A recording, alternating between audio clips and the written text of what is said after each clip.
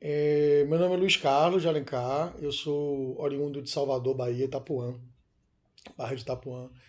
Estou aqui no Rio de Janeiro desde 2003, com a intenção de me fixar, né? Eu já frequento o Rio de Janeiro por motivos familiares, desde sempre, desde criança, né? Minha avó e meu avô que moravam aqui, então minhas férias sempre foram por aqui. Quando eu me formo na graduação do Direito pela Federal da Bahia, eu opto por começar do zero o cinema, né? No sentido de vir para um lugar que eu não tinha conexões audiovisuais nenhuma, do campo audiovisual nenhuma, é, e me joguei, né? Então, a minha graduação é em Direito, tenho como uma tática que eu usei aqui no Rio de Janeiro para conhecer pessoas, eu fiz uma especialização lato sensu em comunicação e imagem na PUC, conheci algumas pessoas aí, mas foi muito a partir das minhas conexões com os movimentos sociais que se deu realmente minha entrada nesse universo do dito cinema independente do Rio de Janeiro, né? Eu vinha de uma militância na Bahia, junto com grupos que trabalhavam com a educação jurídica popular, e frequentava, a partir do movimento estudantil, organizações anarquistas. E, no segundo momento, comecei a participar de movimentos de luta pela terra e de movimentos de ocupação urbana em Salvador, e também movimentos de saúde, né? E quando eu chego aqui no Rio de Janeiro, um cineasta, um tempo depois que eu já morava aqui, ele precisava de uma assistência de direção, uma pesquisa na Bahia, na área de profissionais do sexo. E eu tinha uma atuação junto aos profissionais do sexo de Salvador e o levei para conhecer o chamado baixo meretrício, né? E por isso, né, pela afetividade, pela afinidade no trabalho, eu comecei a atuar com o Joelzito Araújo, com o cineasta Joelzito Araújo, né? E junto ficamos 7 anos com essa parceria, eu na posição de assistente de direção dele. Essa é a minha formação, Arthur, direito, e a partir do direito, né, essa prática não tradicional do direito na Bahia, né, junto a grupos que atuavam pela pesquisa e pela extensão, que eu tive contato com os movimentos sociais, e aí eu comecei, junto aos movimentos sociais, dentro do direito, a praticar audiovisual, registrando as atividades, fazendo vídeos que traziam reflexões, depoimentos, enfim, sobre aquelas lutas que estavam sendo acompanhadas pelos grupos de pesquisa e de extensão da Federal da Bahia, do curso de Direito. Minha formação se dá pela prática. Pela prática. Num momento muito posterior, em 2011, é que eu vou ser assistente de Joelzito e, ao mesmo tempo, aluno de um curso de formação em Cabo Verde, né, numa parceria entre Cabo Verde e o Brasil. Eu fico alguns meses lá e desempenho esse papel duplo de assessorá-lo, né, em algumas atividades por lá, na medida que ele não morava lá. E também tive muita formação, né, muita, tive uma oportunidade muito boa. Mas aí já em 2011, né, muitos anos depois, eu já tinha muita prática em cinema. Mas pode-se dizer, que se você quiser resumir, que foi na base do se jogar, né, da prática, que eu fui aprender a fazer cinema. Sim, Até porque na Bahia não tinha, naquele período, faculdade de cinema. Né? sim. E aí você encontra o Vlad mais ou menos em 2012, 2013? 2012. Eu, num segundo momento das minhas parcerias aqui com cineastas, ele vai se dar com o Silvio Tendler. E eu fui diretor assistente de Silvio Tendler durante 3 anos e meio. No primeiro ano foi 2011. Em 2012 a gente expandiu a equipe, né, porque precisava de mais pessoas para cuidar dos projetos, né, ser assistente de direção dos projetos. E uma dessas pessoas foi o Vladimir Seixas, que eu conheci quando ele acompanhava um personagem que a gente entrevistou para um projeto de Silvio Tendler. E quando eu e Silvio Tendler a gente pensou em nomes para a assistência de direção de alguns projetos, o nome do Vlad se deu de forma muito bem, porque o Vladimir já era conhecido do Silvio Tendler. A minha relação com o Silvio Tendler foi um dos momentos mais importantes da minha vida, né? Eu tive a oportunidade de desenvolver na produtora dele, na Caliban, uma capacidade de coordenação de projetos, de coordenação de equipes e de criação, né, que Silvio Tendler me proporcionou. E nós vivíamos cinema 24 horas por dia, 7 dias por semana. A nossa relação com a política, com as questões que nos cercavam naquele período de 2011 a 2000, final de 2011 a 2015, foi de profundo afeto cinematográfico, por assim dizer, né? Eu sou muito grato à minha vivência na Caliban, e até porque uma das grandes coisas que essa convivência me legou foi ter conhecido o Vlad, né? E juntos trabalhamos por anos lá dentro, fizemos mais de 60 obras nesse período de menos de 3, 4 anos. E resolvemos voltar a fazer os nossos projetos, porque a vivência era muito intensa na Caliban, mas os nossos projetos particulares ficaram parados, né? Eles ou ficaram parados ou era um andamento muito devagar para o que a gente estava querendo, né? E também precisamos recordar que nós estamos falando de um período muito rico de protesto social no Rio de Janeiro, que marca a vida de todo mundo que foi ativo naquele processo, naquele momento, né? Que viveu os protestos sociais do Rio de Janeiro naquele momento. E eu não estou me falando só de 2013, estou falando desde 2011, né? Onde os processos de ocupações de praças públicas no mundo, o Rio de Janeiro teve a sua manifestação, Ocupa Rio, que foi muito importante para a minha formação e política, né? Eu vivi ali durante 40 dias e a gente trabalha, a Caliban era do lado, na Glória, Ocupa Rio na Cinelândia. Muitas vezes eu ia tomar banho na casa de amigos e amigas minhas que moravam ali para ir trabalhar na Caliban e voltava para a praça. Então foi um momento muito importante que energizou a cidade, né? Aproximou grupos, fez com que pessoas se conhecessem e muitas ações coletivas foram desdobradas a partir dali. Tenho certeza que foi mais um fermento para o que vai acontecer no final de 2012 e sobretudo em 2013 nessa cidade, que aí eu já conhecia a Vlad e juntos nós começamos também a viver isso a partir do audiovisual, né? Isso foi interessante porque com o Vlad eu volto a pensar minha presença nessas movimentações sociais a partir do audiovisual. Porque até Vlad, minha presença era pensada a partir de uma atuação enquanto integrante do movimento social ou integrante dos coletivos que estavam ali como aliados dos movimentos sociais.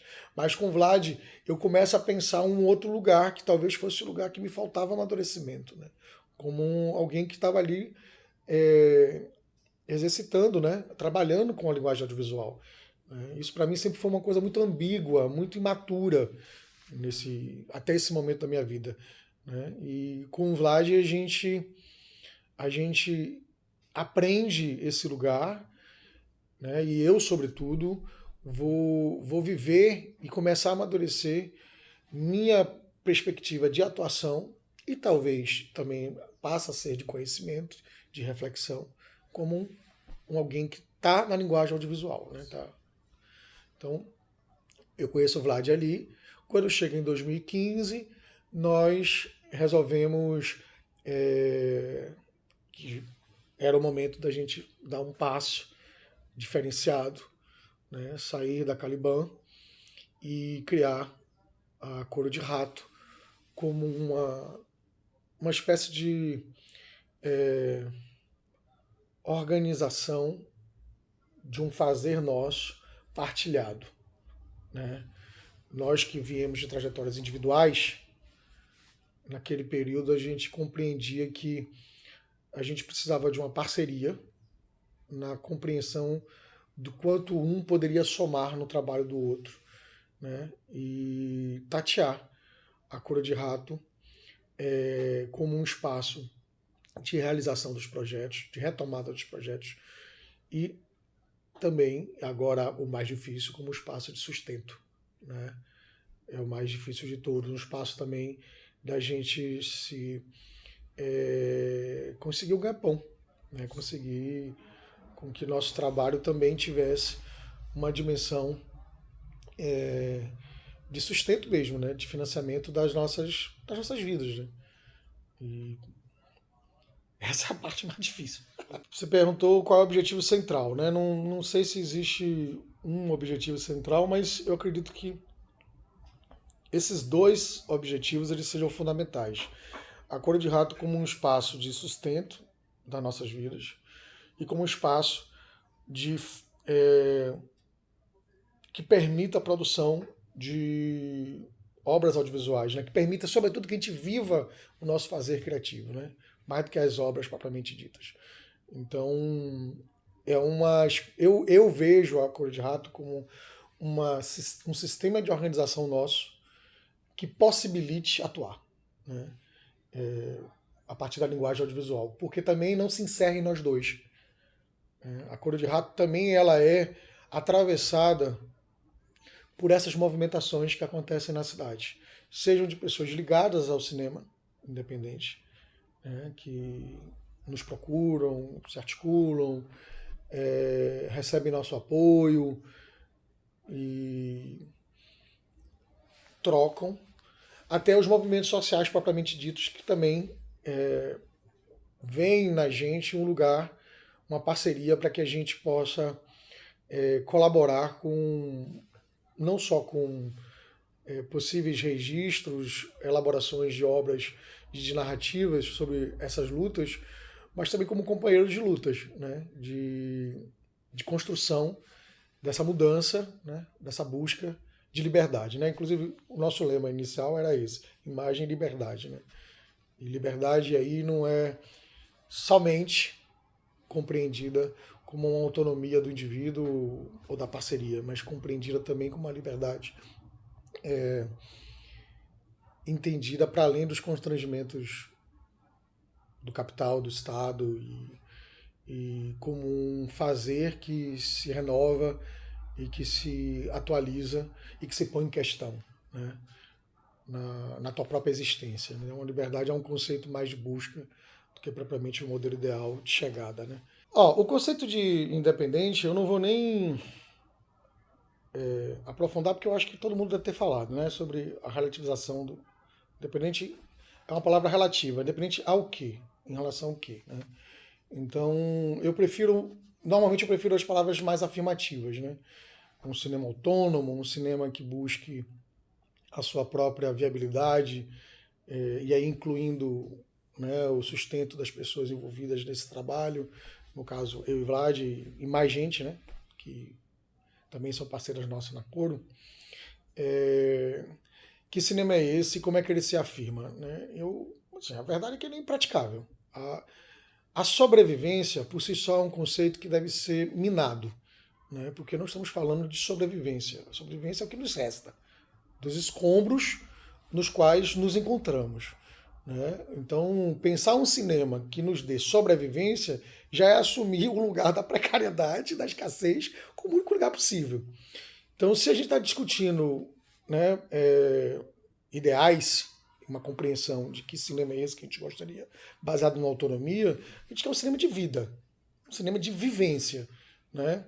E qual vivência seria essa que nos faria viver uma plenitude dessa autonomia? Um cinema que nos trouxesse, a partir do criativo, a partir de um exercício criativo libertário, né, um encontro com as pessoas, um encontro com aquilo que a gente não conhece. Então, um processo de conhecimento que fugisse da estereotipia, que fugisse do lugar comum, que fugisse do território colonizado, né? Mas também um cinema que nos trouxesse o afeto, né? Que nos produzisse conexões. E, sobretudo, um cinema que nos possibilitasse mudança, né? Um cinema de enfrentamento, um cinema de destruição, e porque tem um projeto ou projetos de criação, né? Não o inverso, né? Não, a energia criadora ela não é em si a destruição. A destruição é uma consequência direta da criação que nós queremos. Então, o grande cinema, para mim, aquele com quem eu me identifico, seria um cinema que conseguisse colaborar num processo de luta maior,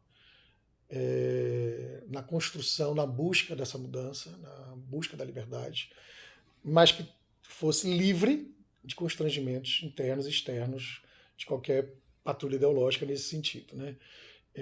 Então, é impossível você pensar numa perspectiva de vida num sistema de morte.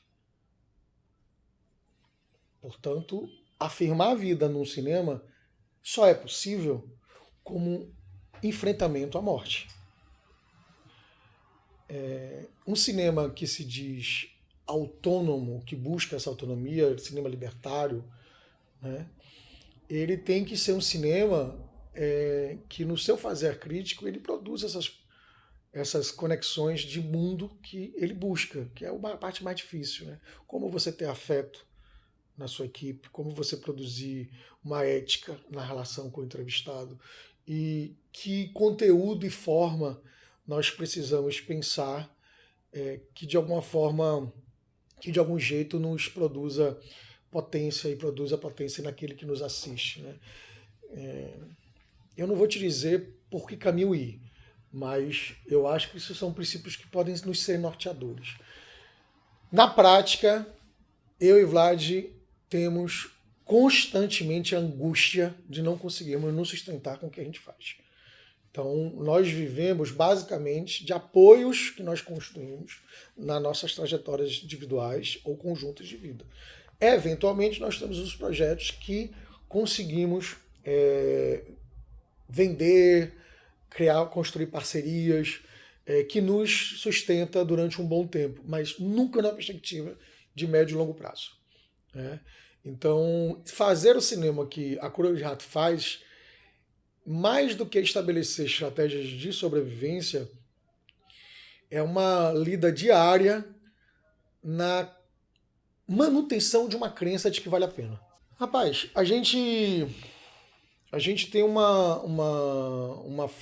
modo de produção muito compacto, né? A gente surge basicamente com os primeiros projetos, eu e o Vlad. O Vlad é uma pessoa que condensa muito vários tipos de trabalhos. Ele tem a habilidade e desenvolve a habilidade de lidar de filmagem a correção de cor, né? E a gente teve uma troca muito boa nesse sentido, do quanto a gente se complementava, né? Uma regra básica do que qualquer coisa que entre em atividade relativa a cinema, a gente divide por 2. Mesmo que num dado momento alguém faça um freela, alguém faça atividades externas, mas se for um fazer do cinema, a gente divide por 2, né? A gente, nas nossas relações de equipe, a ideia é sempre uma construção participativa naquilo que o fazer cinematográfico nos possibilita, né? Às vezes a gente tem um prazo, às vezes a gente tem uma relação com o próprio salário, né, que as pessoas que aderem ao nosso trabalho necessariamente não estão aderindo a um projeto político, mas a uma necessidade de sobrevivência, como você está pautando.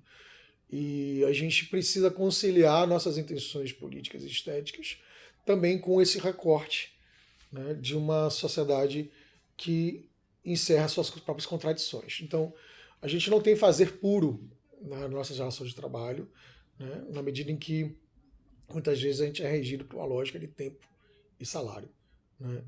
Então, o que a gente tenta muitas vezes ser coerente é o quanto as relações dentro desse modo de produção, elas precisam estar atentas a uma relação de troca, uma relação de participação na condução dos problemas e nas deliberações relativos às soluções desses problemas, e o quanto a gente tenta, digamos, valorizar corpos normalmente adstritos das relações de trabalho dentro do cinema, né?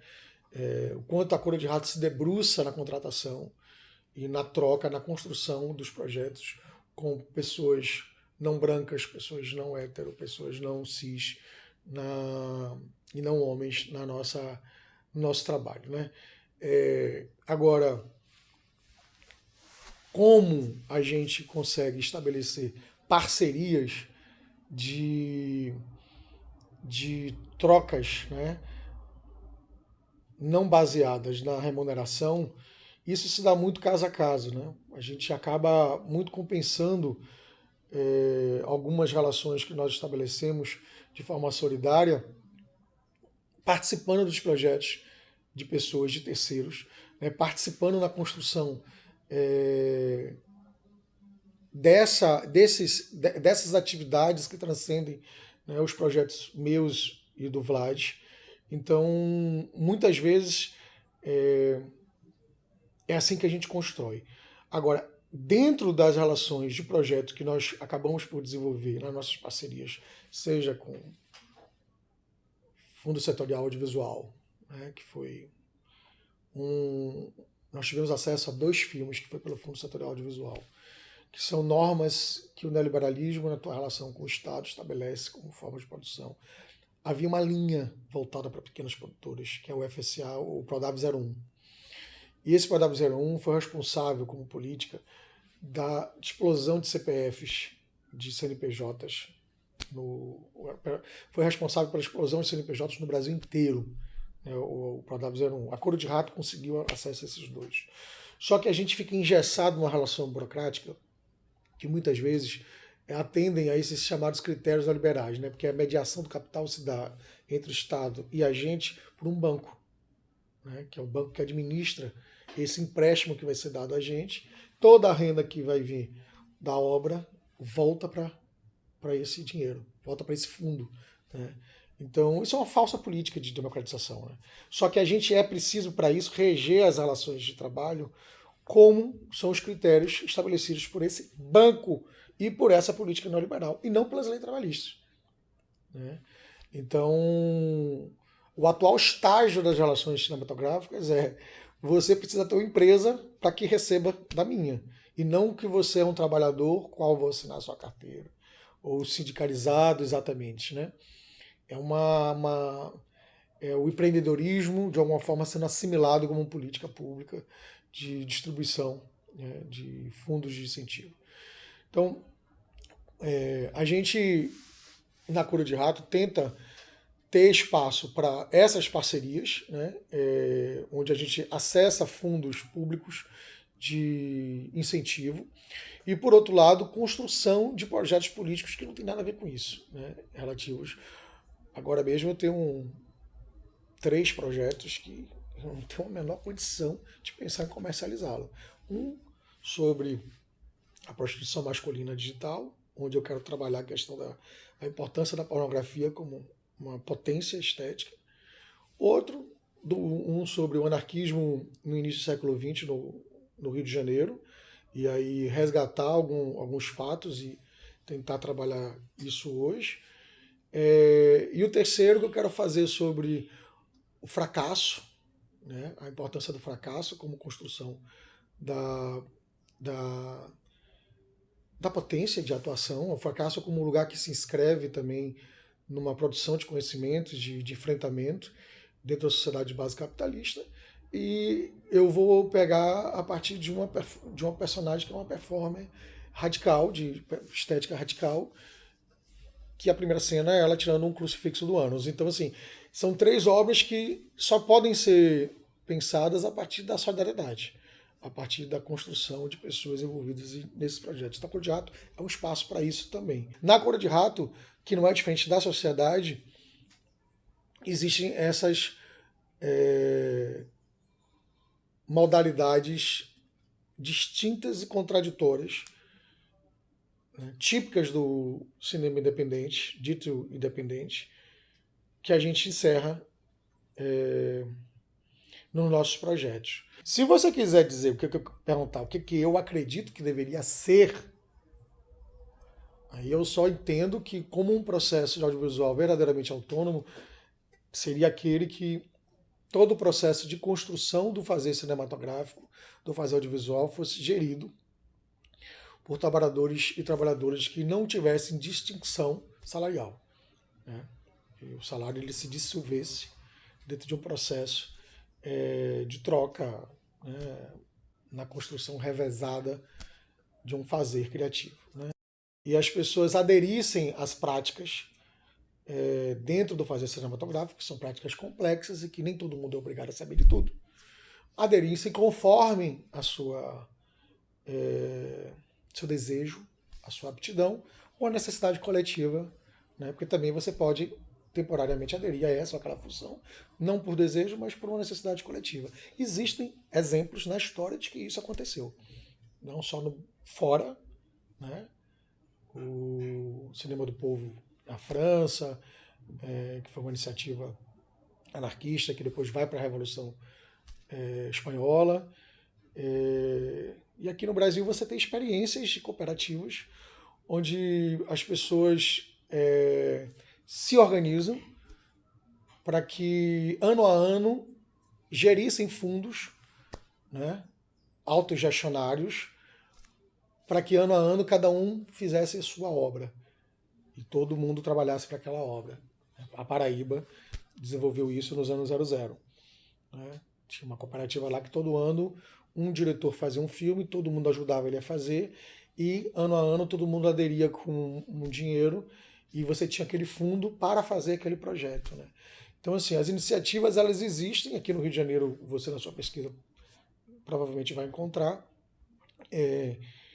E para mim, passaria por essa necessidade de ser um cinema que buscasse constituir no seu fazer essas relações sociais que nós estamos tentando construir na sociedade, né, para além dele próprio, né? E o que é muito difícil. Isso é interessante estar falando porque, na verdade, eu não sei se é o revezamento do protagonismo ou se é a implosão do protagonismo, né? A gente acabar com o protagonismo e entender como funções de trabalho, né? Existem aquelas pessoas que fazem a captação do som, existem aquelas pessoas que fazem a correção da cor, existem aquelas pessoas que fazem a coordenação da equipe, né? E as pessoas não são mais importantes do que outras, ou a importância que se dá, ela vem a partir de uma ideologia social, né, que atribui mais valor a uma, mais validade, mais valor a uma função do que a outra. Isso se dá a partir de uma hierarquização do trabalho que a gente conhece o processo, né? Necessariamente isso não deveria condizer com o que de fato tem validade no fazer estético, que é a contribuição de todos dentro de um processo de uma vivência na elaboração artística, como um processo emancipatório, libertador, libertário, né, contribuinte, né, provocador de uma obra artística durante a sociedade na qual ela está inserida. Porém, a diluição do protagonismo também começa a ser uma estratégia do capital. Não sei se você está ciente, mas o novo passo da indústria do audiovisual é transformar todos nós em como é que é? Produtores de conteúdo. Botar todo mundo no mesmo saco, porque dessa forma não é que você,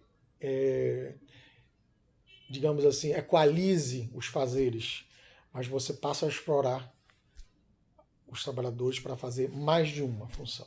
Se você bota no mesmo saco o roteirista, o diretor, o argumentista,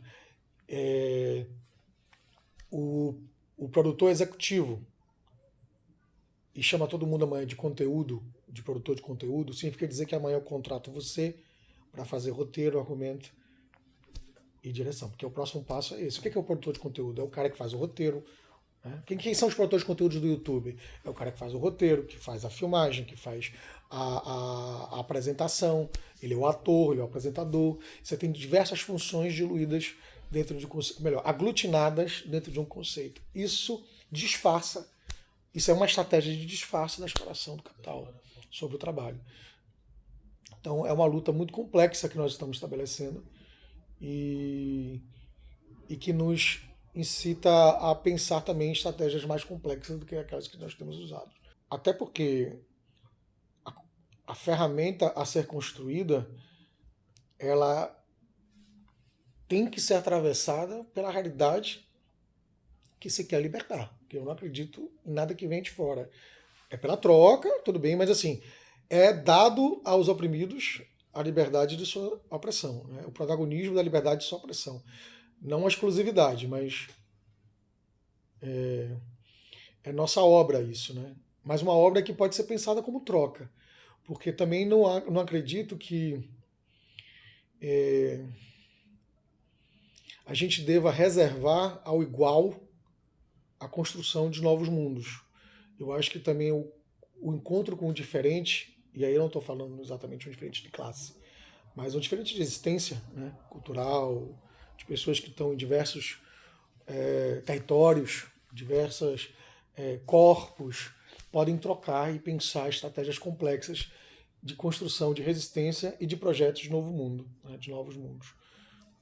Porque também a gente pode cair num fetiche do igual, né, que homogeneiza, né, e costuma ser autoritário e empobrecedor da prática social, né, de resistência e tal. Então, eu acredito muito nos encontros, nas possibilidades da gente pensar a vida para além de nós mesmos. Né? E somente pensar a vida para além de nós mesmos é que possibilita parcerias com uma Cura de Rato, possibilita filmes sobre a sociedade e não exatamente sobre minha própria casa, né?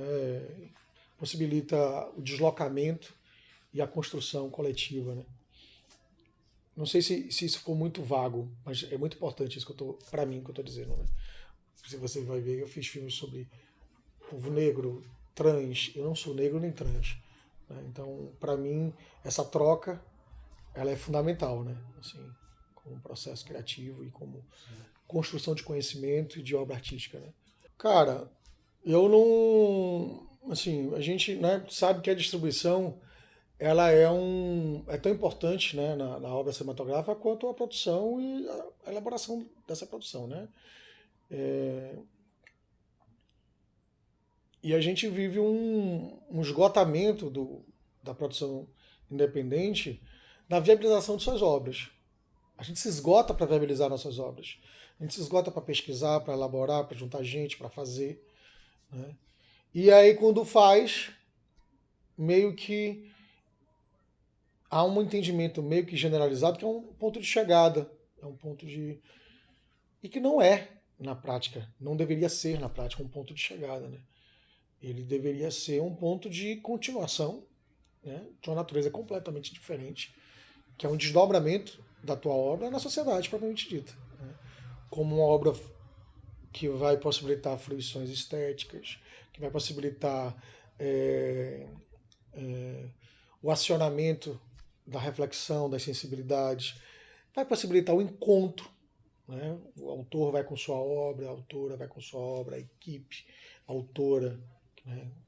Todo mundo ali na sua construção de autoria em relação à obra vai junto. Né? Deveria ir junto para estabelecer esses encontros. Ou a própria obra ser assimilada por grupos sociais, pelas pessoas, e ganhar sua vida própria, sua dinâmica própria, na fomentação dessas discussões, dessas fruições que a gente está trabalhando aqui. Acontece que a gente vive um aniquilamento desse processo, um estreitamento e empobrecimento desse processo de distribuição, onde algumas pessoas vivem o baile dos festivais como se fosse o grande baile, a noite das mostras de cinema como se fosse a grande noite, ou vivem quase que de forma... Também tem seu nível de desespero, que é colocar a obra no YouTube como se por si só ela ganhasse, né, um caminho natural de distribuição, que também é uma grande mentira, porque se a disponibilização da informação fosse por si só garantidora da transformação, o Google seria o responsável pelas grandes revoluções no mundo hoje, né? Então a gente tem aí um problema que é pensar, né, o que é pensar a circulação de obras. Então muitas pessoas se dedicam a isso e eu acho que a gente precisa entender que espaços como cineclubes, espaços como organizações comunitárias, sindicatos, espaços como comunidades, praças, casas das pessoas, são espaços por excelência da vivência cinematográfica, da importância da obra na sua natureza, na sua dimensão libertária, né? E entender como é que isso pode se efetivar como um circuito, né, consistente de circulação. O problema é que a gente, como movimento, não consegue constituir esse circuito. A gente não constrói, isso não vai vir. Isso tem que ser uma obra nossa. A gente tem que pensar formas de produção, de organização para produzir, como é que eu ajudo na tua obra, como é que tu ajuda na minha. Mas também temos que pensar e articular com esses espaços, com essas pessoas, como é que a gente cria um circuito de circulação dessas obras, que quando elas estejam prontas, elas, né, passem a ter uma vida naquele lugar. Então, como é que eu vou pensar no cinema independente sem pensar numa circulação independente? Como eu vou pensar num cinema autônomo sem pensar numa circulação autônoma? E, em última medida, se eu disse para você que o fazer criativo ele é um dos momentos mais importantes do cinema, na minha opinião, na opinião de Vladimir, né, ele é tão ou mais importante do que a obra, né? O momento de você apresentar a obra e viver o encontro com as pessoas em função da obra, na minha opinião, também é de suma importância, né? Então não é a obra em si, a viabilidade dela, o mais importante. O fazer criativo do artista e das artistas que estão envolvidas naquele fazer criativo precisa ser o mais livre possível, mais voltados para uma vivência libertária de encontros, de alegria, de produção de alegria, longe da lógica sacrificial, rancorosa, autoritária, né, o mais longe possível disso, porque também vai ser um espaço onde isso tudo vai aflorar, né? A obra em si, ela é um objeto cultural que tem uma potência, e pode ter uma potência muito grande, né, de produção de conhecimento, de encontros, de fruição, mas pensar o espaço onde vai se dar a circulação delas e de outras é uma tarefa política fundamental para se pensar esses circuitos autônomos, essa vivência autônoma de um cinema. E aí estamos falando não mais do cinema, estamos falando da própria sociedade que nós queremos a partir de outras lógicas de circulação de mercadoria ou outras lógicas de relação com o objeto, com valor, que não de mercadoria, né? Então, e o que eu estou falando não precisa necessariamente ser inventado. Está aí. As pessoas, de alguma forma, se organizam. Os cineclubes são uma realidade, né? As obras passam de mão em mão. Elas vão... elas são feitas. Mas como é que a gente agrega isso também uma valência política de enfrentamento, né? Então, como é que a gente faz dessa existência algo mais sólido, algo mais fluido, algo mais organizativo, para pensar também como uma possibilidade de resistência e de enfrentamento. Eu acho que é isso, é muito ingrato, é muito complexo. Cooptados. Cooptar significa você aderir ao Estado, ao capital, né? Eu acho que a gente vive a gente tem uma vivência contraditória e uma vivência complexa, como toda vivência que se diz de enfrentamento dentro de uma sociedade de base capitalista, né? Então, quando eu digo para você que a gente tem obras que nós nos financiamos por uma política de Estado, você pode chamar isso de cooptação, né? Mas eu considero isso também uma forma da gente pensar a nossa existência a partir das contradições que nos cercam, né?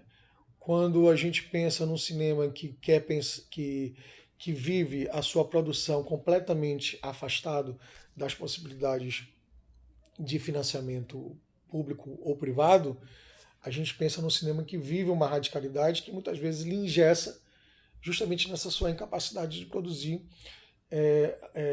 a partir com uma precariedade dos meios de produção, de distribuição, etc. e tal, que esse tipo de opção também acaba lhe confinando, né, digamos assim. Então, eu acho que mais do que possibilitar a cooptação, eu penso que nós estamos vivendo na sociedade brasileira, alguns dizem até que para além dela, um esmorecimento dos projetos coletivos radicais que nos fazem ou desacreditar ou, o que é pior, né, muitas pessoas sequer sabem que existem essas propostas coletivas distintas, né, inovadoras ou radicais de pensar o cinema, né, ou pensar a própria sociedade. Nós estamos precisando trazer à luz e à prática projetos coletivos sociais, né, como mais do que uma resistência ao projeto neoliberal que aposta no empreendedorismo de si, né, cada um sendo sujeito da sua própria empresa enquanto indivíduo, mas um processo de construção de novas saídas, de novas possibilidades, né? Mais do que o enfrentamento, a afirmação também de novos rumos. Porque o que eu vejo em todas as esferas, e aí não é só da arte, mas uma mediocrização do imaginário político, onde aquilo que nós tínhamos como potências radicais do imaginário político ou estão apagadas, né, ou estão sendo ignoradas. Isso vai se reproduzir dentro da arte. Você tinha, até pouco tempo atrás, você tinha um cinema que se pensava a partir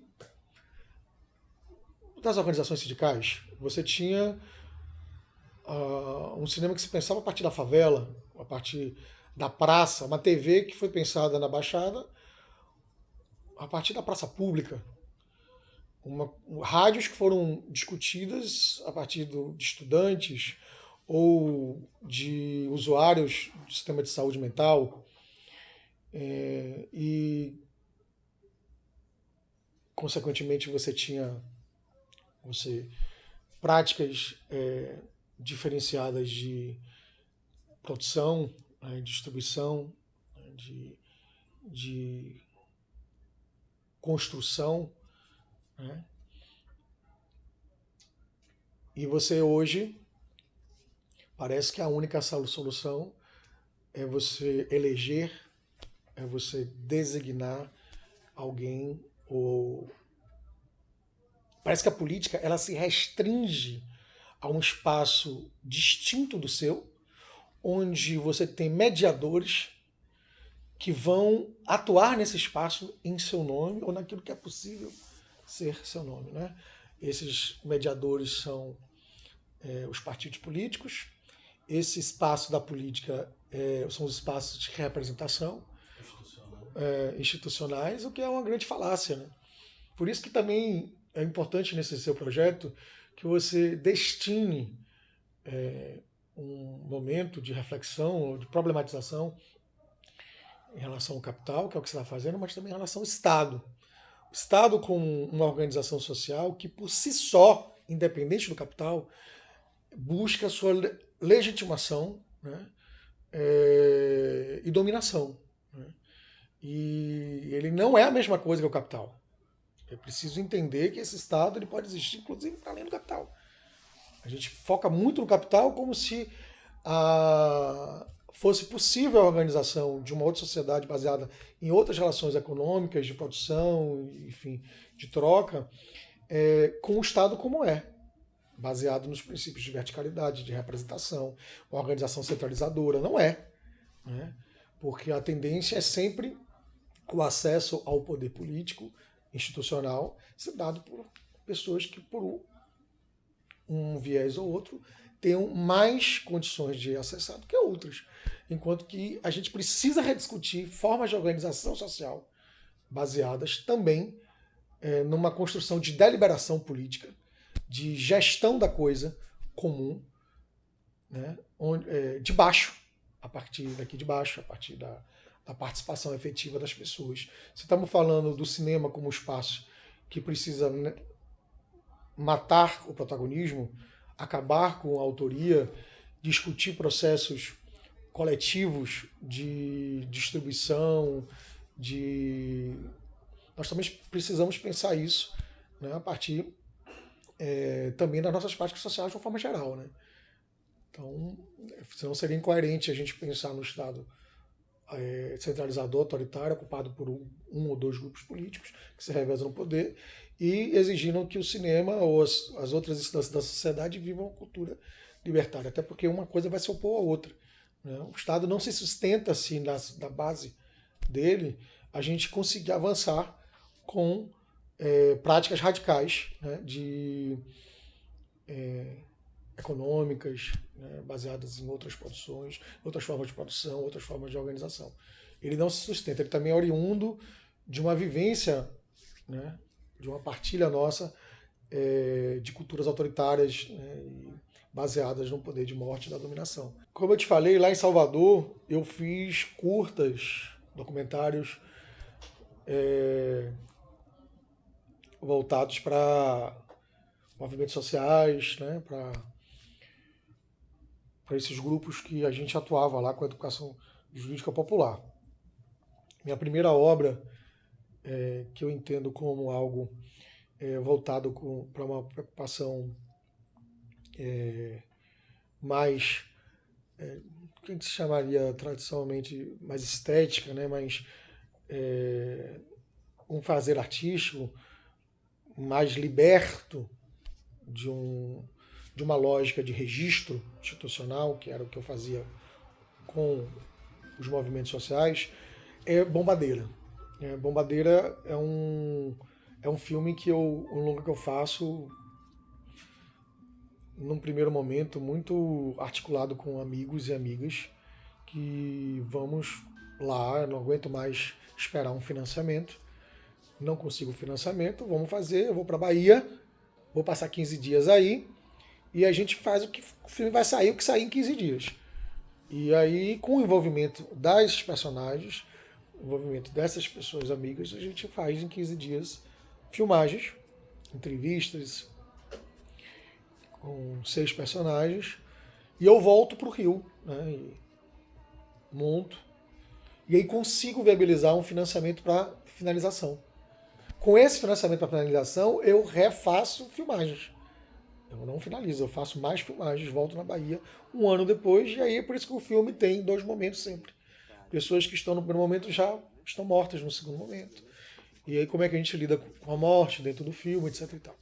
Então, Bom Padeiro eu considero assim, a primeira obra que eu tenho mais voltada para o que seria o início de um fazer mais livre, né, De que ano mesmo? 2006. Ele foi filmado em 2004 e 2005. E aqui no Rio eu acho que eu lanço ele em 2007.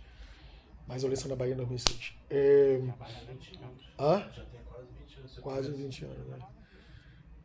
Mas eu filmava desde antes, filmava desde 16. Tenho 30 anos mais ou menos de filmagem. Aí a gente. Madeira. O protagonismo foi uma parceria com um projeto de pesquisa da Fiocruz, que eles queriam registrar, e aí a gente bolou que esse registro fosse um dia de bate-papo com elas. Né? Ali, na verdade, são vários dias, mas a gente tentou fazer um dia de conversa com elas e com as travestis da Baixada Fluminense, quando elas estão trabalhando, discutindo o que para elas significam beleza, saúde. Então também tem uma pegada mais voltada para uma pesquisa de saúde, onde a gente trouxe algumas, algumas possibilidades narrativas, né? Mas eu considero como o outro filme meu, o segundo filme meu, o Contagem Regressiva, que é esse que eu vou fazer 4 temas sobre o impacto na cidade dos mega eventos, né? Onde eles asseveram, né, intensificam os processos de dominação e morte que a necropolítica historicamente atua dentro dessa colônia chamada Brasil, e abordando a cidade do Rio de Janeiro, né, onde era naquele momento o epicentro de investimentos por conta de ser sede da Copa, mas também sede olímpica, e por isso mesmo sede de uma série de mega eventos que giram em torno desses 2 grandes eventos, como os Jogos Militares, os Jogos Católicos, uma série de festivais do horror esportivo que seguem essa lógica de destruição e morte pelo mundo.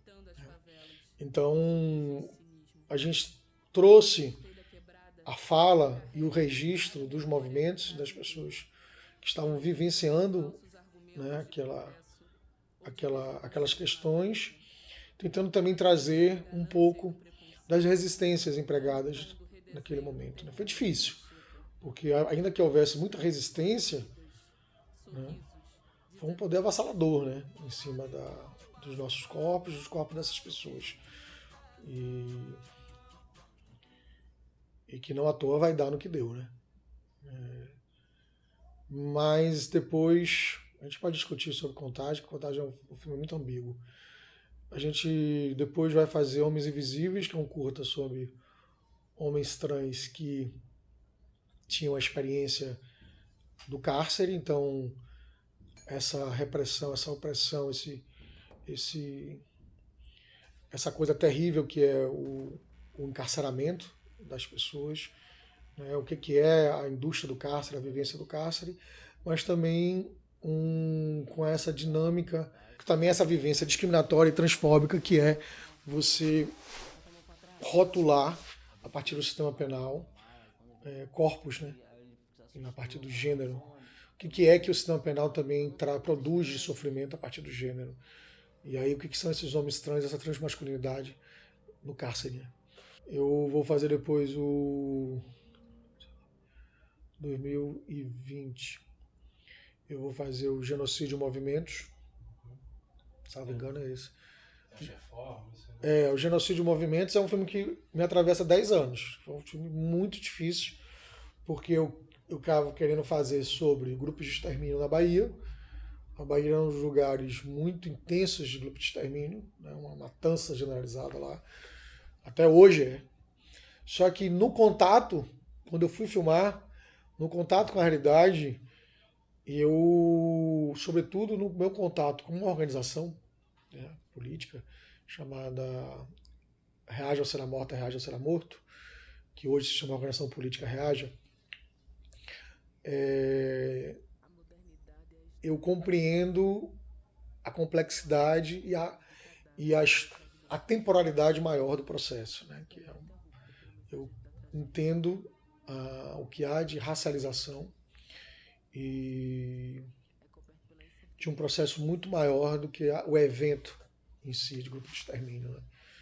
E começo a compreender o quanto isso que hoje se chama de necropolítica, ele tem uma dinâmica de domínio, né, sobre a maioria da população, a maioria dos corpos que são expropriados em suas forças produtivas, culturais, simbólicas.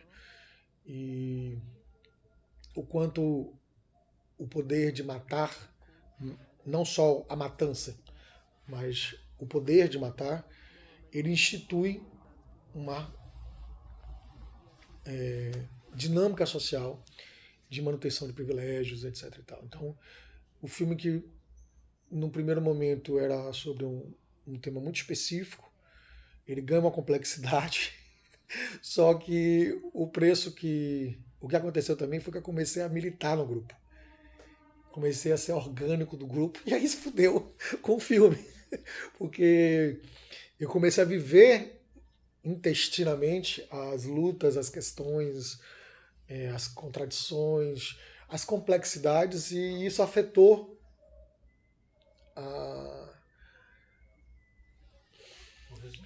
o resultado. O resultado não teve resultado. Não teve filme. E acabou que eu acabei com a câmera. Foi minha experiência de como o cinema era um pretexto para a militância. O fazer era um pretexto para estar. Eu registrava, fazia filmes de registro que tinham uma importância muito grande na comunicação do movimento, né? Articulava com pessoas, trazia pessoas. A gente fez muita coisa que foi muito importante, né, para aquilo que estava sendo constituído ali. Mas a obra Genocídio e Movimentos, ela ficou paralisada. Ela ficou uma coisa multiforme, né, e que tem a ver com o que você vai ver da performance. Então, aquela multiformidade da performance também é a multiformidade desse processo, né? Onde hora eu me dedicava a uma coisa, hora eu me dedicava a outra, hora eu estava focado no corpo de um artista, hora eu estava preso e solto naqueles processos coletivos, né, catárticos e, por que não dizer também, corajosos e desesperadores de um povo que vive o terrorismo de Estado colonial que é a Bahia, né, que o povo negro sobrevive lá na relação com isso. Então é um filme que ele tem essas dimensões que para mim são complementares, mas que para algumas pessoas são contraditórias, e que eu só fui conseguir fechar o filme quase 10 anos depois, me afastando, acho que quase uns 2 anos do movimento. Eu tive que me afastar, né? Falar assim, galera, tal, acho que eu não vou, acho que eu não posso ir aí, tal, pá. E quando eu consegui, aí eu tive um estalo de como lidar com aquele material que a gente tinha e uma possibilidade de construção ali de 60 minutos então, Genocídio e Movimentos também é movimentos nossos, né, da Cor de Rato dentro desse processo. É outro filme sem financiamento, feito todo com parcerias, com o movimento A Organização Política Reaja, mas também com outras parcerias aliadas. Aí depois disso eu lancei o Nosso Amor, não é a primeira vez que lutamos pelo Nosso Amor, onde com o Prodab 01, primeiro é interessante pensar assim, foi um momento da Cor de Rato muito frágil, né? A gente estava muito fudido de grana, muito ferrado de dinheiro, muito fudido. Tinha uma câmera, som, eu e o Vlad, eu falei, Vlad, vamos pegar uma semana pra gente. Vamos fazer teaser. Vamos entrevistar as pessoas e fazer os teasers para tentar mostrar para as pessoas, para além de um projeto escrito, o que a gente está a fim de fazer. Vamos dar uma cartada aí. Né? Assim, tem fundo do poço, sempre tem fundo abaixo do fundo do poço. Então acho que estava os dois fundos abaixo do fundo do poço. Né? Fomos para casa de amigos em São Paulo e fizemos uma pré-produção, eu e ele. E nessa viagem para lá, em uma semana, a gente fez 3 filmes. 3 teasers de 3 filmes. Foi A Primeira Pedra, a gente foi no Guarujá, a gente circulou, conversando com pessoas. Não é a primeira vez que lutamos pelo nosso amor. Que a gente também entrevistou as pessoas ligadas ao processo da luta, né, da ditadura a partir da questão LGBT. E fizemos o teaser de rolê. Né? Fomos em Guarulhos, na favela lá, conversar com um dos personagens. Né? E foi muito interessante. A gente, com esses 3 teasers, a gente conseguiu conduzir, né, essa obra para os financiamentos que a gente precisava. Então, verdade. Mas as entrevistas internacionais que vocês fizeram, foi tudo aqui no Brasil? Não. Aí na primeira vez que lutamos pelo nosso amor, é um filme que vai falar sobre essa questão dos movimentos LGBTs, a resistência à ditadura, tem como princípio discutir outros sujeitos históricos de luta, que foram também ou desconsiderados, né, ou subvalorizados, né, como as minorias, as chamadas minorias. Né. Então, normalmente o protagonismo histórico é dado para os guerrilheiros, partidos de esquerda, estudantes, comunidades eclesiais de base, mas muito mais gente. Né? A luta pela liberdade naquele processo ela é anterior à ditadura militar, ela continua durante a ditadura militar e ela se desdobra até hoje. A luta do povo preto ela não é na ditadura militar, ela é anterior, e não contra o autoritarismo militar, mas contra o Estado colonial, que se manifesta de diversas formas. E a luta pela vivência dos nossos desejos sexuais, das nossas construções de expressão sexual e de gênero, ela é anterior também. Ela vai se dar de diversas formas, também como uma luta anticolonial. Então era mais ou menos o filme que iria falar sobre isso. No caso específico do Brasil, isso é uma luta interligada, né? Uma luta, como toda luta social, ela tem suas questões locais, mas ela também não está imune, né, ao que está acontecendo no seu entorno.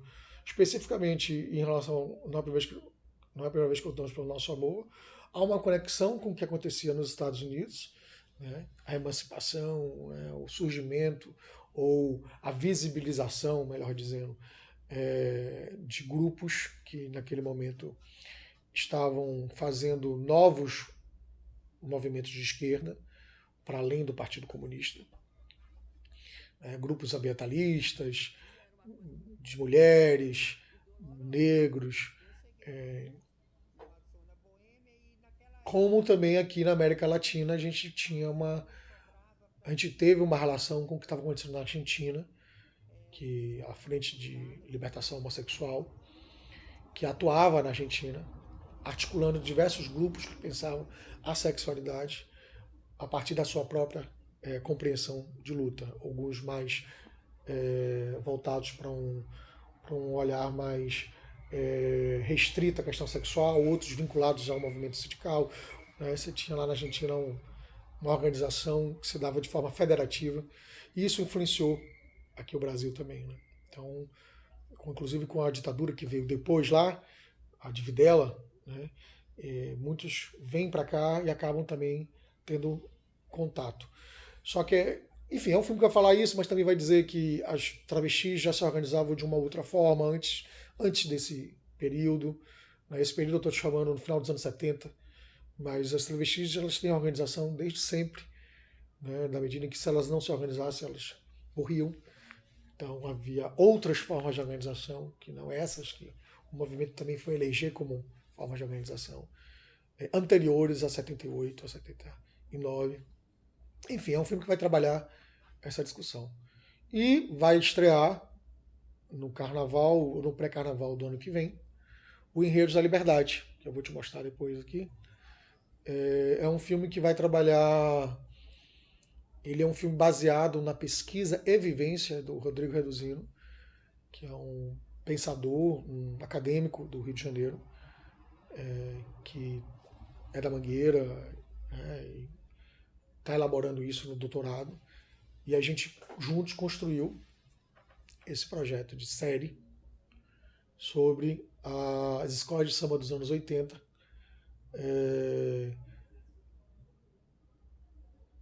que tinham, mais do que em outros momentos, de modo mais profícuo do que em outros momentos. Isso não quer dizer que em outros momentos não houve, mas nos anos 80 é um momento singular, onde muita coisa estoura, muita coisa é feita, produzida, dos chamados enredos críticos, né? Seja enredos críticos em relação às questões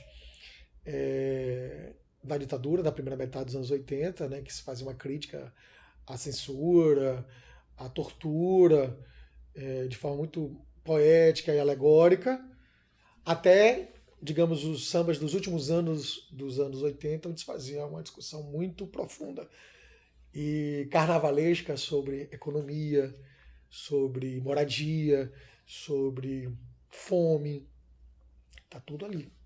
O povo do samba traduzindo e elaborando projetos de sociedade, né? Essa é a pegada da série. E conseguimos aprovar. Com muitos conflitos, conseguimos aprovar. Irmão, ó, estamos fodidos, certo? Há uma grande falácia em se pensar, em se viver de cinema. Eu acho que o que segura a gente fazendo o que a gente faz é uma relação profunda com a vida. Algo que nos une a um espaço da vida cada vez mais obscuro, que é o desejo.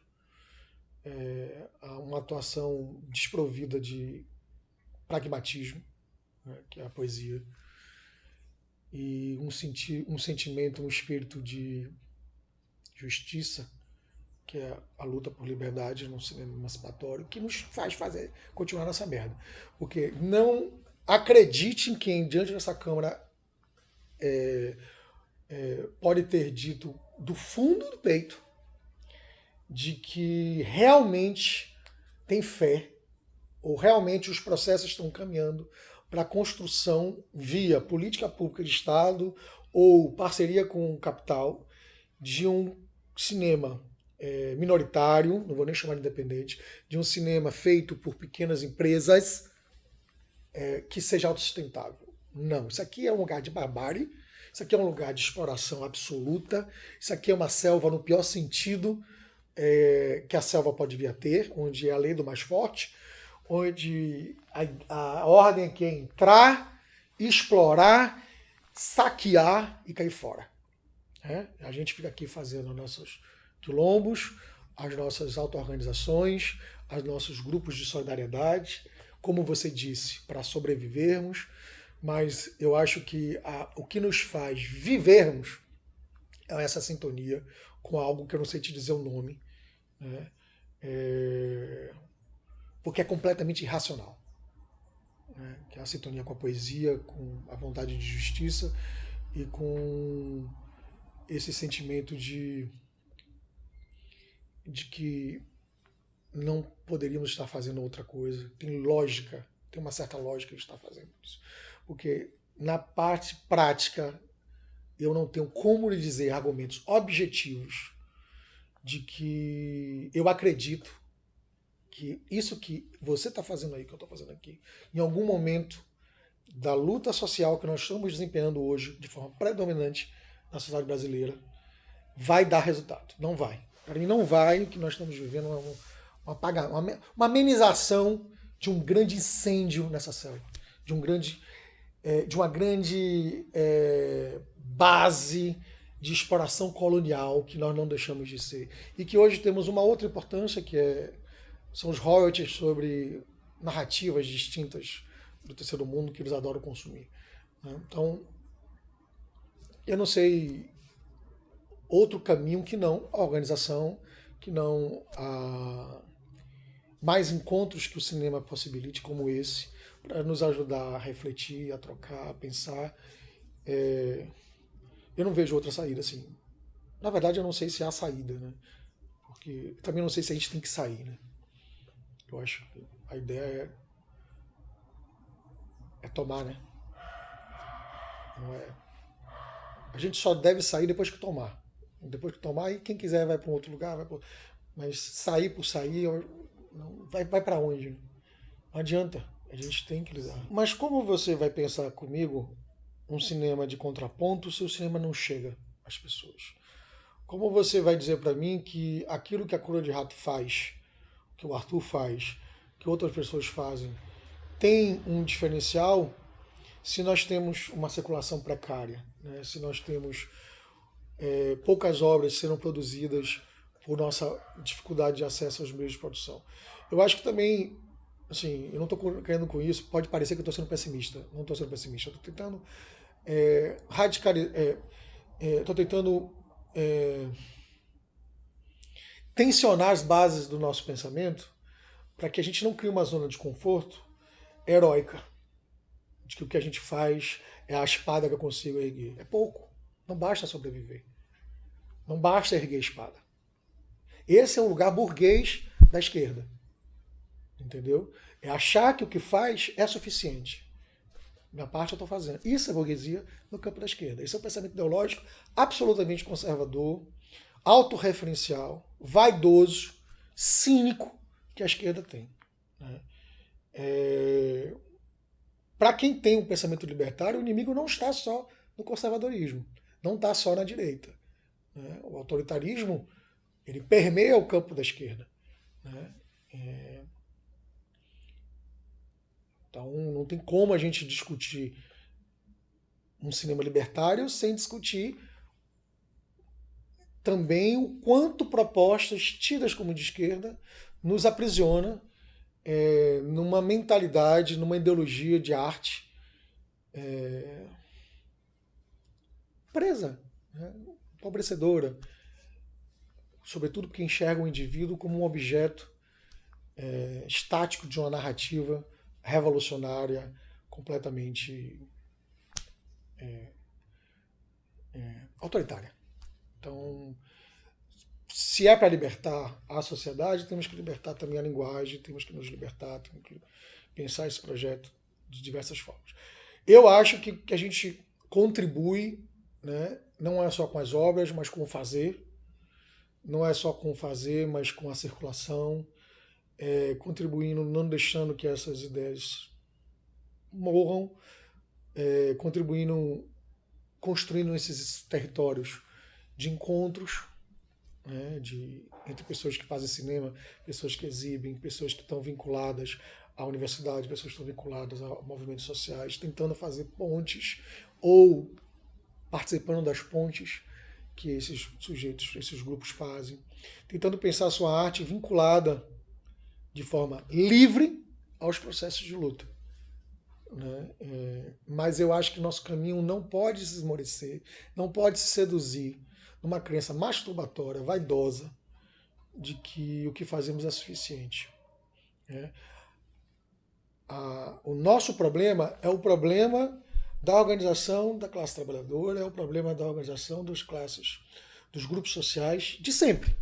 É como se organizar, como atuar dentro de uma sociedade de base capitalista que tem uma série de instrumentos cooptadores, sedutores, neutralizadores, e que ao mesmo tempo sabe dialogar e sabe dar algo em troca para os nossos anseios mais honestos e justos. Né? Quem não quer um salário, quem não quer um plano de saúde, quem não quer uma moradia, quem não quer uma TV, quem não quer uma câmera. Né? E o grande desafio, que é o desafio que não é atual, ainda que ele esteja complexificado, são os desafios que estão sendo ditos desde lá de trás da luta. da luta da classe trabalhadora nas internacionais, da luta anticolonial no país, no Brasil. Se você estudar, você vai encontrar esses discursos, esses debates, essas questões lá. Entendeu? São as mesmas questões que se atualizam, né, que se intensifica um ou outro elemento. Agora, por exemplo, nós estamos vivendo a intensificação da tecnologia, num nível que é brincadeira o que foram as duas primeiras revoluções, ou as três primeiras revoluções industriais. É brincadeira o que a gente vai viver agora, onde o próprio conceito de humano, se é que alguma vez ele foi sustentável, vai ser colocado em questão de uma forma solapadora, na minha opinião. Né? Mas, enfim, como é que a gente atualiza essa necessidade de luta, porque não é a luta, né? É a necessidade de luta que está em questão. Né? As pessoas perderam a necessidade de luta. Né? A luta tem a complexidade da luta. Tem pessoas que têm esse método, tem pessoas que têm esse método, tem esses grupos que acreditam nisso. Era um tipo de enfrentamento, é um tipo de enfrentamento. Mas agora a gente vive de uma forma muito mais alienante a necessidade de luta. Luta? Necessidade de lutar por quê? Se eu tenho tudo ao meu alcance. Se eu posso comprar um tênis, se eu posso... Não pode. Não pode comprar. Né? Se pudesse comprar, você não estava dando origem a essa relação de exploração. Mas, para não viajar muito, eu acho que a gente, no cinema, a gente vive também um sistema que não venho do cinema, me impressiono. Né? Eu acho que é um sistema muito autorreferencial. A academia tem isso também. Mas o cinema ele também tem isso. Ele é muito autorreferencial. Ele discute a si próprio os seus financiamentos, a sua importância, a sua variedade cultural, o desdobramento disso a partir dos festivais e das mostras. Então, assim, é um sistema que gira em torno praticamente de si próprio, que às vezes transborda, mas que normalmente gira em torno de si próprio, e uma autolegitimação do mundo a partir de si. Isso, para mim, é uma das coisas que eu converso muito com o Vlad. Eu falo assim, Vlad, sabe, receber tal crítica, exibir em tal festival, vira um sistema de aprovação, de legitimação e de satisfação de desejo que é muito louco. É muito... Começa a ser alienante. Ele também ele se afasta das suas vinculações sociais, mas sem necessariamente deixar de explorar, né, de fazer parte do sistema de exploração. E ele tem uma dificuldade muito grande de se colocar em questão. Muito. Isso que você está discutindo aqui, é difícil você colocar a galera que não. O cinema, ele precisa estar a todo momento sendo criticado, porque ele é o que mais suga recursos públicos oriundos de imposto de trabalhador. Agora, as leis que você é de incentivo, você viu qual é a porcentagem do cinema? Não. É mais de 95%, é 95%, 98%. Como é que você vai dizer para o povo do teatro que 98%, 95% é para o cinema?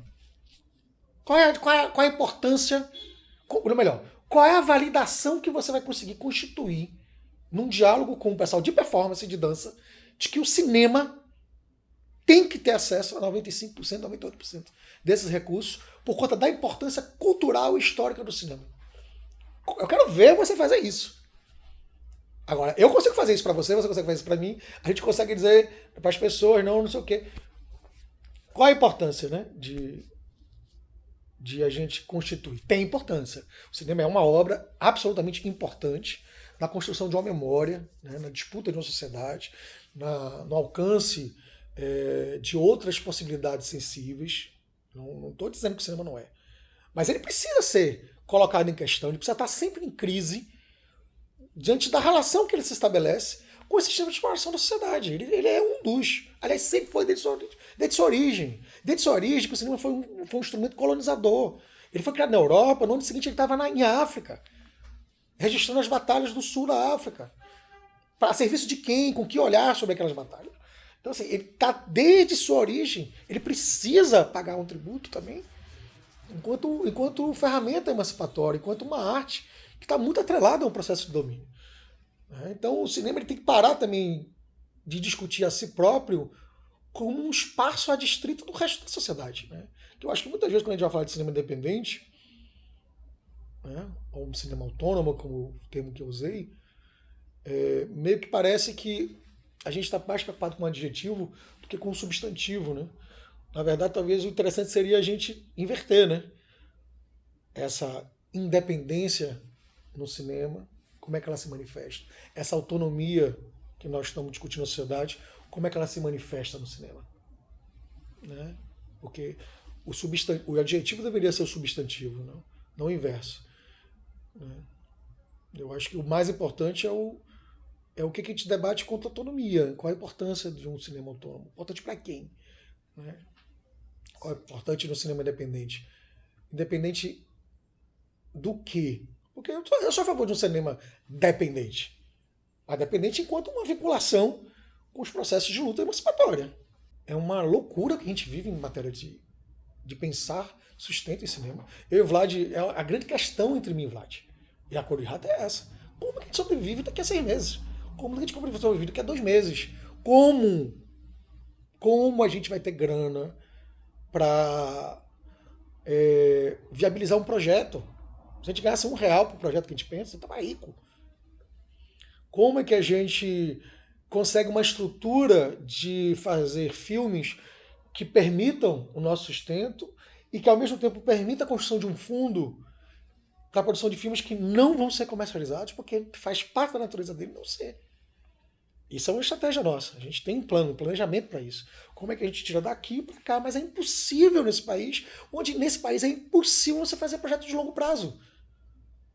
Porque, pense, se eu estou te falando de reação, de enfrentamento, estou te falando de luta. Luta sem planejamento é uma expressão, é o espontaneísmo, que tem sua importância, tem sua validade. Mas em algum momento tem que ter organização. Para os anarquistas, ainda que seja deturpado isso, a organização antecede o espontaneísmo. As organizações, o espontaneísmo ele vai ter alcance maior quanto mais possibilidades fermentadoras anteriores tiver as organizações populares. Não as anarquistas, as populares. Para além do anarquismo. Beleza, mas como pensar uma organização sem pensar os tempos, as ações, né, desdobradas no cinema, no gerenciamento de uma empresa como a Cor de Rato? A Cor de Rato não é uma organização política, ela é uma empresa que nos permite nos organizar e ter essa dimensão de lida com o Estado e com o capital. Mas como, se mesmo dentro do capital, dentro da barbárie que é esse país, você não consegue fazer nada que pense em 2 anos? Não estou te falando de 10. Porque a galera que pensa dentro do capital pensa em 10 anos. Né? As grandes corporações, eles têm projetos de dominação pensados para daqui a 100 anos. Não é para daqui a 10, é para daqui a 100. A gente não consegue pensar 2 nesse país. Porque não é que muda governo, não. Dentro do próprio governo é uma luta constante intestinal, porque nós estamos vivendo uma alternância entre uma direita neoliberal ou extrema direita barbárica neoliberal e uma esquerda gestora do neoliberalismo que nos coloca sempre no mar de sangue. Ora a gente se afoga mais, ora a gente se afoga menos, mas o cheiro de sangue é o que domina tudo. Como é que você consegue pensar, ingerir sua vida, ingerir afetos, ingerir planos, ingerir luta com cheiro de sangue atravessando você dia após dia? Isso é a angústia da Cor de Rato. Como você pensa em fazer filmes que dialoguem com as pessoas envolvidas na produção do filme, com o público, de modo a que incentive, produza energia cinética, produza energia de mudança dentro de um processo que a gente não sabe como é que a gente vai conseguir montar, vai conseguir chegar até amanhã, né, pagar uma porra do aluguel, sacou? Então, cada um tem um fetiche, né? Os fetiches, as fantasias fazem parte da vida. As fantasias são fundamentais. Mas o cinema vive uma que é, para uma galera, essa autolegitimação cínica. Para uma outra galera, é uma fantasia de que basta acertar as políticas públicas, termos gestores de boa intenção. Não tem como. Muita gente falou isso. Não tem como. Nas entrevistas. Grande mentira. Isso é fácil. Assim, se quer que eu te diga a fórmula, eu te digo o que eles pensam. A fórmula é a seguinte.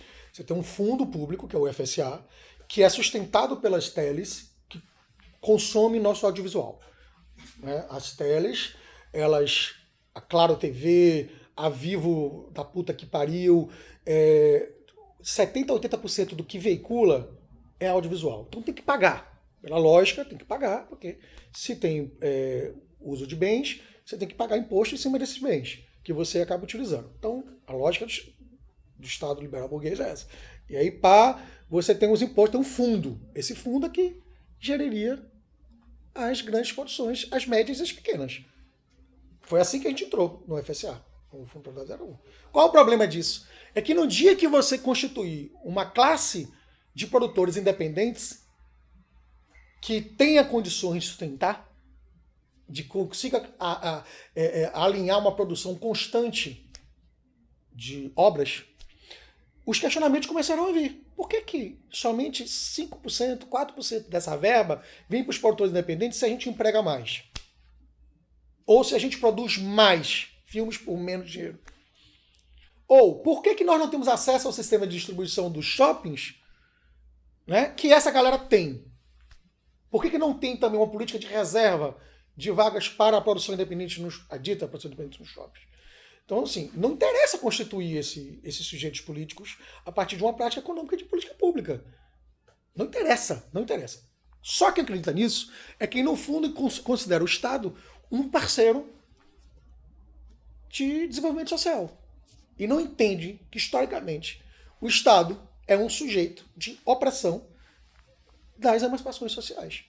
Ainda que tenha suas contradições, que permita que algumas políticas sejam alcançadas, que algumas questões sejam avançadas, mas ele próprio é o limite dessas questões.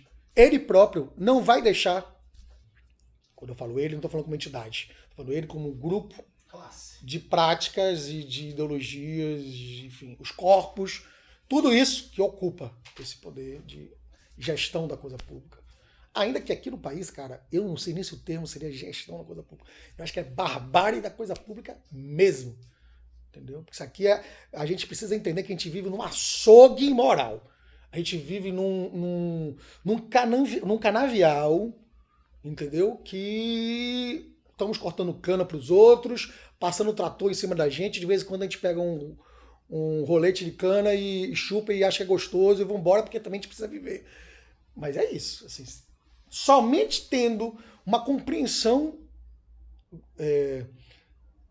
da desgraça que é esse açougue chamado Brasil, é que a gente pode pensar em construção, é que a gente pode pensar em criação, é que a gente pode pensar não no cinema independente, mas na nossa libertação enquanto povos, grupos, pessoas. Né? E a libertação não como um lugar a se chegar, mas como um processo a se vivenciar todos os dias. Que o Estado jamais é nosso parceiro nisso. Temos que pensar em gestões da coisa pública em escalas? Óbvio que temos. Não precisa ser dessa forma que está aí. E também não é utópico. A própria história da humanidade tem diversos exemplos como isso está sendo feito. Isso aí já é um outro filme. Se o objetivo da gente é construção de uma capacidade de gerirmos nossa própria vida de forma coletiva, em sociedade, valorizando o bem comum, né? O aprendizado social como um valor ético, as trocas, tudo aquilo que nos afasta desse rumo precisa ser olhado com suspeita, no mínimo suspeita. Então, um projeto de educação que nos aproxime desse caminho, onde as crianças têm uma alimentação, têm um acompanhamento, um desenvolvimento cognitivo, ótimo. O problema é que a educação é adestradora. E uma educação adestradora nos afasta. Conteúdo é um conteúdo oficial. O conteúdo oficial é uma história dos vencedores. Consequentemente, isso nos afasta. Né? Políticas públicas que fomentem o fortalecimento local de uma produção cultural, uma distribuição, a valorização de grupos historicamente afastados, do acesso a recursos. É bom, é ótimo que seja. A questão é quando você vincula esses grupos a uma certa ideia do que vem a ser cultura, ou de uma certa ideia do que vem a ser o destino dessa produção cultural, que é um mercado cultural, um mercado de troca, um mercado de participação, um mercado de aquilo outro, e não um mercado de construção de novas formas de economia, onde a relação de exploração não seja mais aquilo que vincule o acúmulo, ou melhor, que não haja nem acúmulo de riquezas. Né? E aí você não vai ter isso em políticas públicas. Né? Queiram discutir isso, porque senão você vai afetar o poder local. E é de poder local que se estabelece o poder central. No dia que o poder central começa a questionar o poder local, nas prefeituras do interior, do Nordeste, né, nas comunidades do interior da Grande São Paulo, né, como é que se estabelece essa relação com esses poderes locais, esse poder central ele vai ser questionado. E aí ele precisa dessas alianças para ele se manter. Né? Aliás, ele é formado por essas alianças, inclusive. Então, a gente perdeu de vista o imaginário de esquerda radical, onde a gente entenda que taticamente ou estrategicamente a gente ter acesso a isso e aquilo outro, como uma decisão de coletivo, pode fazer parte da luta. Mas uma luta que sabe para onde quer ir, sabe para onde quer arrumar. Não. Parece que a tática virou o método. A tática virou o estado onde a gente quer chegar, o lugar final onde a gente quer chegar. E aí a gente perde de vista o acúmulo que nós temos, inclusive como classe artística, de enfrentamento às políticas de Estado de arte, de enfrentamento às políticas de capital, as experiências autogestionárias. Tem muitas experiências na América Latina, muitas experiências. Agora, nesse exato momento. Né? A gente se esquece e vive a sintaxe. E vive essa mediocrização do imaginário político. De que temos que lutar por gestores. Temos que lutar por gestores. Sabe? Isso angustia. Isso deixa você... Porque não há possibilidade de você, ou eu, ou nós dois... Isso precisa ser pensado como um grupo muito maior. Né? Só que o grau de desamparo é tão grande que a galera tá com pires. E o pires da galera do cinema é um pires com cristais, né, cravados, assim. Uma galera que não quer pouco, né? Não quer pouco, não pode ser pouco. Mas se perde isso. Se perde uma compreensão de que o limite da nossa emancipação vai ser sempre dado por aqueles que não nos interessam que a gente se emancipe. Então, assim, achar que vai ser construído um sistema de circulação autogestionário de cinema com os financiamentos de construção de sala comercial, de financiamento de sala de shopping, não vai. Vai meia dúzia de cineclube aí. Né? O problema, Arthur, é que também se perdeu a confiança nesse tipo de imaginário. Na verdade, se perdeu a consciência dos trabalhadores ao longo. Alguns não têm consciência, outros têm, mas não confiam. Se você questionar, as pessoas vão entrevistar, você acha que o cinema as pessoas poderiam se unir para pensar não só financiamento para os seus filmes enquanto classe, mas também práticas políticas e sociais enquanto classe artística, vamos chamar de classe artística. Você acha que é possível você se juntar com outras pessoas e pensar na construção de uma cooperativa de fundos, de financiamento? Aqui, territorial, tem 3 coletivos aqui, né, em Nova Iguaçu. Tem como fazer um rodízio de coletivos se autogerindo nas produções coletivas? Não.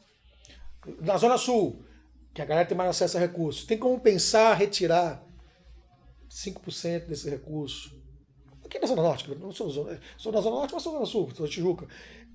5, 10% para fomentar um certo fundo de produção de comunicação comunitária, que todo mundo sabe que existe aqui ou ali. Não tira, cara. Não tira. Não tira não é porque não pode ou porque está passando fome. Ou porque é difícil pensar quando é que vai ser o próprio financiado. Mas não tira porque não acredita que isso é a solução. Né? Acredita que é a solução. Eu posso tirar até como muita gente tirou para financiar a campanha. A campanha a galera tira. Mas a campanha, ela produz uma narrativa, né? Qual é a narrativa da campanha? Início, meio e fim. Você trabalha para eleger, elege, e aí tem uma nova disputa que vai acabar daqui a 2, 3 anos, 4 anos. Aí substituída por uma nova luta. Então, assim, ela cria também um sistema de crenças que também é autorreferenciado. As eleições, você pode vivê-las porque você tem segurança, no sentido de que você sabe qual é o caminho, o que está em luta, quem são os inimigos. Né? O difícil é quando você trabalha a tua gestão. Quando você trabalha uma questão a partir dos esforços coletivos. Aí é difícil, porque tu não sabe. Não tem esse negócio de inimigo-amigo. Posso brigar com você amanhã. Mas eu brigar com você amanhã dentro de um projeto coletivo é assumir a complexidade que é a existência humana. A necessidade de refinamento que nós temos que ter para lidar com verdades ou presunções de verdades para com a gente mesmo. A gente tem que abandonar, na minha opinião, vou falar uma coisa complexa para você, abandonar a restrição que é pensar o mundo entre esquerda e direita. Não que a gente não faça parte do campo de esquerda. Fazemos. A gente tem que ter junto uma outra forma de leitura que é entre liberdade e autoritarismo. A esquerda divulga como valor o autoritarismo. Sabendo ou não sabendo, tendo consciência ou não tendo, não me interessa. Compreender uma leitura de 2013, como eu não vi, estou falando um filme que eu não vi, porque não é que, assim, até a voz, o meu problema foi o tom de voz. Eu posso falar sobre aquele tom de voz com você, assim, é um tom de voz muito comum no cinema, documentário de ensaio. É aquele que se diz calmo, que se diz quase que neutro, que é exatamente a postura burguesa, pequeno burguesa, daqueles que observam,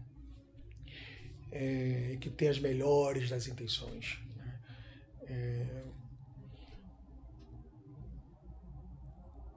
Produzir como conteúdo um cinema que reafirme como política a sua dimensão institucional, como única forma de se ler um fenômeno como foi o que a gente viveu de 2013 para cá, né? É um enviesamento da política de forma extremamente autoritária. É você legitimar estruturas autoritárias corresponsáveis pelo grau de autoritarismo que nós vivemos de 2013 para cá. Porque o cinismo desse povo, né, é uma outra discussão, mas o cinismo desse povo é isentar os sujeitos políticos, né, que fizeram parte da construção do fascismo que veio a ocupar o espaço de poder depois. Né? Quando você isenta esse sujeito político, você se auto-isenta. E mais, você planta a semente para que isso volte. E voltou. E aí você volta, né? E hoje é mais importante. Hoje não é importante você pensar mais numa imaginação radical de destruição da representação democrática como única forma de democracia, ou do capital como única forma de organização econômica da sociedade, de produção de valores e de saberes, etc.